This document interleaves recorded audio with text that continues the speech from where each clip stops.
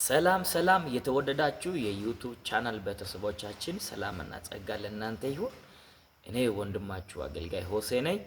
ዛሬ ደግሞ በፊታችሁ የእግዚአብሔርን ቃል አብረን እንከፋፈላለን። የእግዚአብሔርን ቃል የምናነብበት የመጽሐፍ ቅዱስ ክፍል ዘፍጥረት መጽሐፍ ምዕራፍ 13 ቁጥር 7 ላይ ያለውን እግዚአብሔርን ቃል እናነባለን። ከዛ በኋላ አብረን እንጸልያለን። እግዚአብሔር አምላክ የተመሰገነ ይሁን። ይሄንን ቻናል ሁላችሁም ሰብስክራይብ ያደረጋችሁ ለጓደኞቻችሁ ሼር ያደረጋችሁ ኮፒ ሊንክ የሰራችሁ ሐሳብ አስተያየቶቻችሁን ደግሞ እያስቀመጣችሁ መልእክት እንድታስቀምጡ እያልኩኝ ከእግዚአብሔር ቃል ደግሞ የእግዚአብሔርን ቃል እናነባለን። ዘፍጥረት መጽሐፍ ምዕራፍ 13 ቁጥር 1 ላይ ያለውን እግዚአብሔርን ቃል ማነበው ግን ከ7 ጀምሮ ላንብብ። እንደዚህ ይላል። የአብርሃምና የሎጥ መንጎች በሚጠብቁበት መካከል ጠብ ሆነ። በዚያም ዘመን ከናናውያንና ፈረዛውያን በዚያች ምድር ተቀምጠው ነበሩ። አብርሃምም ሎጥን አለው፣ እኛ ወንድማማቾች ነንና በእኔና በአንተ በረኞችና በረኞች መካከል ጠብ እንዳይሆን እለምናለሁ። ቁጥር 9 ምድር ሁሉ በፊት አይደለችምን?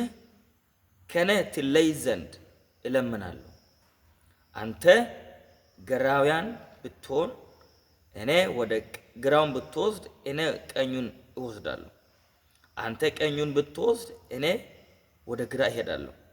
ቁጥር 10 ሎጥም ዓይኑን አነሳ፣ በዮርዳኖስ ዙሪያ ያለውን አገር ሁሉ ውሃ የሞላበትን መሆኑን አየ። እግዚአብሔር ሰዶምንና ጎሞራን ከማጥፋቱ በፊት አስቀድሞ እስከ ዞራ ድረስ እንደ እግዚአብሔር ገነት በግብፅ ምድር አምሳያ ነበረች። ቁጥር 11 ሎጥም በዮርዳኖስ ዙሪያ ያለውን አገር ሁሉ መረጠ። ሎጥም ወደ ምስራቅ ተጓዘ፣ እንዲሁም ከሌላው እርስ በርሳቸው ተለያዩ ይላል። ዛሬ አሁን ባነበብኩት ክፍል ላይ ያነበብነውን ቃል ነው ዛሬ ማካፍላችሁ። ዛሬ የማነበው ምንድነው? ከማትፈልጉት ነገር ትለያላችሁ ማለት ነው። ከማትፈልጉት ነገር ትለያላችሁ። አሜን። ከማትፈልጉት ነገር አሁን ባነበብኩት ክፍል ይሄ እንግዲህ ዘፍጥረት መጽሐፍ ይሄ የሕግ መጽሐፍ ይባላል። ቶራ የሕግ መጽሐፍ ከሕግ መጽሐፎች አንዱ ነው። የመጀመሪያው ፍጥረት የጀመረበት ፍጥረት እግዚአብሔር አምላክ ፍጥረትን ከመፍጠሩ የጀመረበት የመጀመሪያው የመጽሐፍ ቅዱስን ሁሉን ነገር የያዘ የመጽሐፍ ቅዱስ መነሻ ክፍል ነው። አሁን በዚህ ክፍል ላይ ባነበብኩት ክፍል ይህን ክፍል ዲፋይን ከማድረግ በፊት ስለ አንዳንድ ነገሮችን ልንገራችሁ። እግዚአብሔር ያውን ሎጥ የምንለው ለአብርሃም ያጎቱ ልጅ ነው። ያውን ሎጥ የምንለው ለአብርሃም ያጎቱ ልጅ ነው። ይሄ የአጎቱ ልጅ አብሮ ተዋደው ተስማምተው ተገባብተው ተዋልደው ከባሎቻቸው ከሚስቶቻቸው ጋር አብረው የሚኖሩበት ስፍራ ክፍል ነው አሁን ያነበብኩት ክፍል። አሁን አብርሃም እንግዲህ በጣም የረጅም ጥያቄ ያለበት ሰው ነው። የረጅም ጥያቄ ያለበት ሰው እግዚአብሔር ለአብርሃም የገባበትን ቃል ኪዳን፣ እግዚአብሔር ለአብርሃም የተናገረበትን መልእክት፣ እግዚአብሔር ለአብርሃም የተናገረበትን ነገር ሁሉ ቁንጮውን የያዘ ሎጥ ነው። እግዚአብሔር አብርሃምን እባርካለሁ። ይሄ ዘፍጥረት መጽሐፍ ምዕራፍ 12 ላይ ባነበብነው ክፍል ስናነብ ወደ ለመተን ስናነብ እግዚአብሔር ለአብርሃም የገባበት አንተ ከዘመዶች ከቤት ሁሉ ነገር ከተማው ከሀገሪ ከዘም ሁሉ ተለይተህ እኔ ወደ ማሳይ ምድር ውጣ። አያቸው አይደለ? እግዚአብሔር ተናግሮ እግዚአብሔር እባርካለሁ፣ እግዚአብሔር አድናለሁ፣ እግዚአብሔር ዘሪን አሰፋለሁ፣ እንደ ሰማይ ወፎች ዘሪን አበዛለሁ፣ እንደ ምድር አሸዋ ዘሮችን አበዛለሁ ብሎ እግዚአብሔር አምላክ ለአብርሃም የገባበትን ቃል ኪዳን እግዚአብሔር እንዳይባርክ ለአብርሃም ቁንጮውን የያዘ ሎጥ ነው። እግዚአብሔር አንዳንድ ጊዜ ተናግሮ ብቻችሁን ውጡ ብሎ ብቻችሁን ተለዩ ብሎ እግዚአብሔር ተናግሮ ከኛ ጋር ደባል አድርገን የምናመጣቸው ነገሮች ካሉ የኛ በረከቶች ይዘገያሉ። ሰዎች በጣም ይገርማል። አብርሃምን እግዚአብሔር ባረካለሁ ብሎ ብቻዬን ውጣ ነው ያለው። ከዘመዶች ከሀገር ከቤተሰቦች ተለይተ እኔ ወደ ማሳይ ምድር ብቻዬን ውጣ ብሎ እግዚአብሔር ግን የአጎቱን ልጅ ሎጥን ይዞ ነው የወጣው። ሰዎች የአጎት ልጅ የአክስት ልጅ ተብሎ የኛን በረከት የሚሻሙ ከሆነ ተውት። ጥላችሁ ነው መውጣት ያለባችሁ። ጥላችሁ ነው መሄድ ያለባችሁ። ረስታችሁ ነው መጓዝ ያለባችሁ እግዚአብሔር ወደ ተናገረው ክፍል። ለዚህ ነው እግዚአብሔር ለአብርሃም አንተ የማታውቀውን ታላቅና ኃይለኛ ነገር አደርጋለሁ አለ። ሰዎች እግዚአብሔር ታላቅ ነገር ኃይለኛ ነገር እንዲያደርግልን ከፈለግን እግዚአብሔር ጥላችሁ ውጡ፣ ትታችሁ ውጡ፣ ማንንም ጥለው ውጣ፣ ከዘመዶችን ቤተሰቦችን ከተማውን ጥለው ውጣ ነው ወደ ማሳይ ምድር። ስለዚህ አብርሃም ወጣ። ግን ይዞ ሲወጣ የነበረው ይዞ የወጣው ማንን ነው? የአጎትን ልጅ ሎጥ። ለዛ እግዚአብሔር አምላክ ለአብርሃም ይሄ ምዕራፍ 13 ላይ ምዕራፍ 14 አሁን 13 ላይ ያነበብኩት ክፍል ምዕራፍ 14ን ስታነቡት እንደዚህ ይላል። አብርሃም አስራት አቀረበ ለእግዚአብሔር ምዕራፍ 14 ላይ። ምዕራፍ 15 ላይ ደግሞ ስናነብ ከጉልበት የሚወጣው ይወርሳል። አያችሁ አይደለ? ከአብርሃም ጉልበት የሚወጣው የአብርሃምን ዘር ይወርሳል፣ የአብርሃምን በረከት ይወርሳል። ምዕራፍ 16 ላይ ስታነቡት ሳራ አብርሃምን ወደ አጋር ሄዳለች። አያችሁ አይደለ? በጣም የብዙ ጥያቄ ነበራቸው ልጅ። ስለዚህ ምዕራፍ 18ን ደግሞ 17ን ስታነቡት እግዚአብሔር አብርሃምን ቃል ኪዳን ገባለት። እግዚአብሔር ለአብርሃም ዘሬን አበዛለሁ፣ ከጉልበት የሚወጣው ይወርሳል፣ በርታ፣ አይዞ። ግን ከዚህ ሁሉ እግዚአብሔር ሲናገር፣ እግዚአብሔር ሲያወራ፣ እግዚአብሔር ይሄን ነገር ሲያወራለት ሎጥ ከሱ ጋር ነበር። በጣም የሚደንቅ ክፍል ነው። ቁጥር 18 ላይ ደግሞ ስታነቡት እግዚአብሔር መልአክን ላከና ለሳራ ተናገራት፣ ልጅ ትወልጃለሽ፣ የዛሬ ዓመት በዚህ ጊዜ በዚህ ሰዓት ምን ታደርጊያለሽ? ልጅ ትወልጃለሽ ብሎ እግዚአብሔር አምላክ መልአክን ልኮ ለሳራ ተናገረ። ቁጥር 18 ላይ 19 ላይ ስታነቡት ስለ ሎጥ ነው የሚያወራው። አያችሁ አይደለ? እግዚአብሔር ለአብርሃም የተናገረውን በረከት ሁሉ ሎጥ ይሻማ ነበር። ያጎቱ ልጅ ሎጥ ይሻማ ነበር። አሁን ዛሬ ለእናንተ ደግሞ የምናገረው ቅድም ባነበብነው ክፍል ላይ እግዚአብሔር አምላክ ይሄን ሁሉ በረከት መልአክን ልኮ እግዚአብሔር አምላክ ለሳራ ልጅ ትወልጃለች ብሎ የተናገረውን መልእክት ከጉልበት የሚወጣውን ካንተ ጉልበት የሚወጣውን ልጅ ይወርሳል ብሎ እግዚአብሔር አምላክ ተናግሮ አብርሃም በዛ ሁሉ ልጅ የለውም። የበረከት ቃል ነው እግዚአብሔር የተናገረ የነበረው። ግን እኔ ትልቁ ነገር ለእናንተ ዛሬ የማካፍለው ከማትፈልጉት ነገር ትለያላችሁ። በረከታችሁን ከሚሻማ ነገር፣ ተስፋችሁን ከሚሻማ ነገር፣ ራእያችሁን ከሚጋፋ ነገር፣ እቅዳችሁ ጋር ከሚጋፋ ነገር፣ እግዚአብሔር በተናገረው ቃል ጋር የሚታገለውን እግዚአብሔር አምላክ ይለይላችኋል።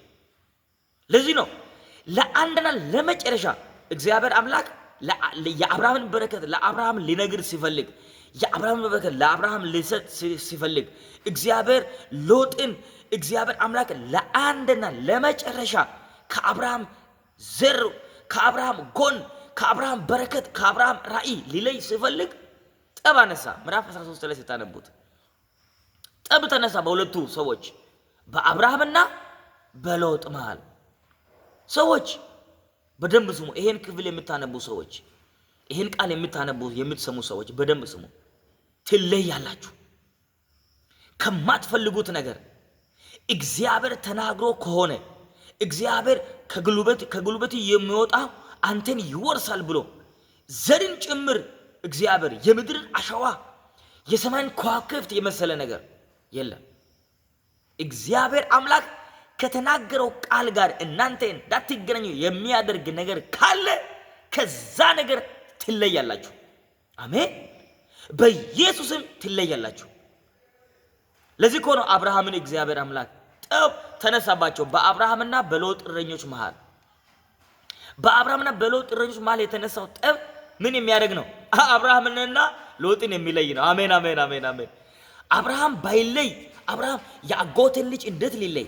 አብርሃም እኔት የኔ አካል የሆነውን የኔ ዘር የሆነውን እንዴት ተለይቼ ልውጣ ብሎ አብርሃም ሸም ቢዞ እንኳን እግዚአብሔር አምላክ ለቃል ኪዳኑና ለቅዱ ለተልኮው ለቃሉ ታማኝ ስለሆነ እግዚአብሔር በሁለቱ መሃል በእረኞች መሃል ጠብ እንዲነሳ አደረገ። ሳትፈልግ እግዚአብሔር አምላክ እውነት ነው። እግዚአብሔር በተናገረው ነገር ጋር ራስን የሚታገናኝበትና ምዕራፍን እግዚአብሔር አምላክ የሚቀይርበትን ምዕራፍ አዲስን ዘመን ነው እግዚአብሔር የሚያመጣው። እግዚአብሔር ለአብርሃም ህይወቱን ቀየረው። ታሪኩ ተቀየረ። ዘመኑን እግዚአብሔር አደሰው። ተለዩ በቃ። ስለዚህ እግዚአብሔር ሎጥን አንተ ወደ ግራ ብትሄድ ወደ ቀኝ ብትፈልግ ወደ ፈለክበት ሄድ፣ በዛ በረከትም ታገኛለህ፣ እኔም ወደ ፈለኩበት እሄዳለሁ። አብርሃምና ሎጥ ተስማሙ። ከዛስ ተለዩ። ሎጥም አየ ሳርና ውሃ የሞላበትን አካባቢ መረጠ፣ ሄደ። አብርሃምም ደግሞ ሄደ። እዛኔ ነው የአብርሃም ታሪክ ምዕራፍ የጀመረው። እግዚአብሔር ለአብርሃም የተናገረውን ክፍል፣ እግዚአብሔር ለአብርሃም የተናገረውን ቃል ኪዳን እዛኔ ነው የጀመረው። ከጉልበት የሚወጣ ይወርሳል። አዎ ይወርሳል። ከማን እስኪለይ ድረስ? ከሎጥ እስኪለይ ድረስ። ዛሬ በጣም የምናገረው ይሄን ነው። ሳትፈልጉ ትለያላችሁ። የአጎት ልጅ የአክስት ልጅ የሚባል ነገር የለም። ቀልድ የለም። ህይወት ነው። አብርሃም ዘር የለውም። እንደ ምድር አሸዋ አበዛለሁ ብሏል፣ ልጅ የለውም። እንደ ሰማይ ከዋክብት አበዛለሁ ብሏል፣ ልጅ የለውም። ከጉልበት የሚወጣው ይወርሳል፣ ልጅ የለውም። ግን ይሄን ሁሉ ሎጥ ይዟል። ይሄን ሁሉ በጣም ያሳዝን ታሪክ ነው። ግን አንድ ቀን እግዚአብሔር ለአብርሃም ምዕራፉን ሊያስቀጥልለት ሲፈልግ፣ የተናገረውን ቃል ኪዳን ሊያጸና ሲፈልግ፣ ያወራውን ቃል ሁሉ ሊያጸና ሲፈልግ በአብርሃም ዘርን አየኮ። እግዚአብሔር ረጅም ሰውን አየ፣ ርቀት ያለውን ብዙ ህዝብ አየ። ይሄን ሁሉ የሚያስተጓጉል ሎጥ ነው። በጌታ በኢየሱስ ስም ዛሬ ለእናንተ የሚጸልየው ይሄ ነው። ሎጦች ከናንተ ይለያሉ። አሜን። ሎጦች ይለያሉ። ያንተን ተስፋ ጋር የሚታገሉትን። የአብርሃም ተስፋ ኦልሬዲ ያለቀ ነገር ነው፣ ግን ሎጥ ይዟል። ሎጥ በሄደበት ተባረከ፣ አብርሃምን በሄደበት። አያቸው አይደለ? የአብርሃም ታሪክ ቀጠለ። እግዚአብሔር ለአብርሃም ልጅ የሰጠው በ100 ዓመት ነው። ሳራ ልጅ የወለደችው በ21ኛው ምዕራፍ ነው። በ21ኛው ምዕራፍ ዘፍጥረት መጽሐፍ ምዕራፍ 21 ላይ በ90 ዓመቷ ነው ልጅ የወለደችው። እግዚአብሔር ታሪክን ሻረ። እግዚአብሔር ከጉልበት የሚወጣው ይወርሳል የተባለውን ቃል አጸና። በጌታ በኢየሱስም እጸልያለሁ የምትለዩበት ዓመት ይሁን። ይሄ ቃል ይሄ የምትሰሙት ነገር እናንተ የምትለዩበት፣ እናንተ ከማትፈልጉት ነገር፣ እግዚአብሔር ከማይፈልገው ነገር። አብርሃም ይፈልግ ነበር፣ ግን እንዳትረሱ። አብርሃም ሎጥ እንዳይለይ ይፈልግ ነበር። እግዚአብሔር ነው የማይፈልገው። እግዚአብሔር ከማይፈልገው ነገር ተለዩ በኢየሱስ። ዋው! እግዚአብሔር ከማይፈልገው ነገር፣ እግዚአብሔር ከማይፈልገው ምዕራፍ ተስፋዬን ውረስ፣ ልጅ ውለድ፣ አግባ፣ ስራ፣ በልጽግ፣ ተማር። እግዚአብሔር የተናገረውን የራእዩን ቃል ይፈጽማል። ተለይ። እግዚአብሔር ከማይወደው ነገር ተለይ። እግዚአብሔር ከሚጠራው ነገር ተለይ። እግዚአብሔር በአብርሃም ህይወት ውስጥ ጣልቃ ገባ። እግዚአብሔር በአብርሃም ነገር ውስጥ ጣልቃ ገባ። ታሪኩን ቀየረው። ሎጥ ተለየ። እግዚአብሔር ባረከው። በኢየሱስም የተባረካችሁ ሆኑ። በዚህ ቃል ምዕራፋችሁ ይጀምር። ተስፋችሁ ይለምልም። እንደገና እንደ አብርሃም ይቆጥቆጥ። ወደ አጋር ሄድና ልጅ ውለድ። እነንተው እኔ መውለድ አልችልም እኮ ነው ያለችው ሳራ። አይደለ? ያን ያህል ተስፋ እስኪያስቆርጥ ድረስ ነው ከአብርሃም ጋር የአጎቱ ልጅ ሎጥ የቀጠለው። በጌታ በኢየሱስም እናንተ የማትፈልጉት እግዚአብሔር የማይፈልግ ነገር ከናንተ ይለይ። ተለዩ። ትነግዳለህ፣ ይተርፍልሃል። ተለይ። ትማራለህ፣ ይሳካልሃል።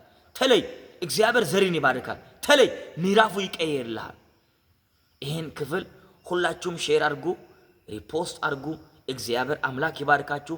ለጓደኞቻችሁ ሼር አድርጉ፣ ኮፒ ሊንክ አድርጉ። በጣም ወዳችኋለሁ። አመሰግናለሁ።